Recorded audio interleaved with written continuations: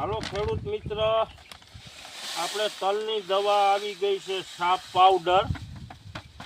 આ તલ 25 દિવસના થાય ને ત્યાંનો એક છંટકાવ કરવાનો આ પાવડરનો સાપનો.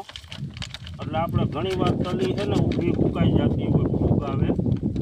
એટલે આનું ઓમ નામ છે મેન્કો સી છે, પણ સાપ પાવડર અમે સાપથી ઓળખાય સાપ પાવડર. આ તલી 25 દિવસની થાય ને ત્યારે આનો છંટકાવ કરવાનો. અને આ દવાનું નામ છે જીબ્રાલા. આનો છંટકાવ કરવાનો, પણ આને છાંટવાની કેવી રીતે એ હું તમને સમજાવું. આને છે ને આવી રીતે દવાનો ડ્રગ બનાવી નાખવાનો. એમને દવા પંપમાં નહીં નાખવાની, આવી રીતે હલાવીને અને દવાનો ડ્રગ બનાવવાનો. આવી રીતે આ દવાનો ડ્રગ બનાવી નાખવાનો.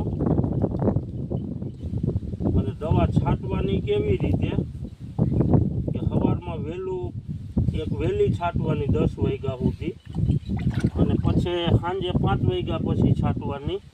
હવે આ દવા નખાઈ ગઈ. આ ઇથિયોન સાયફર છે. આ તલી પીરી બહુ પીરી પડે ને વધે નહીં એટલે એમાં ચૂસિયા જીવાતું હોય. આ દવા સ્પેશિયલ જીવાતું નહીં. જીવાત જે હોય ને તલી પીળી પડે. પણ આ દવાનો છંટકાવ કરો. છંટકાવ કર્યા પછી 4 દીની માલિકો છે ને તલી તમારી બહુ સારી રિકવરી આવે આ દવાથી. આનો એક છંટકાવમાં તો લગભગ તલી પારા ઢગ થઈ જ જાય. આ ઇથિયોન સાયફર અને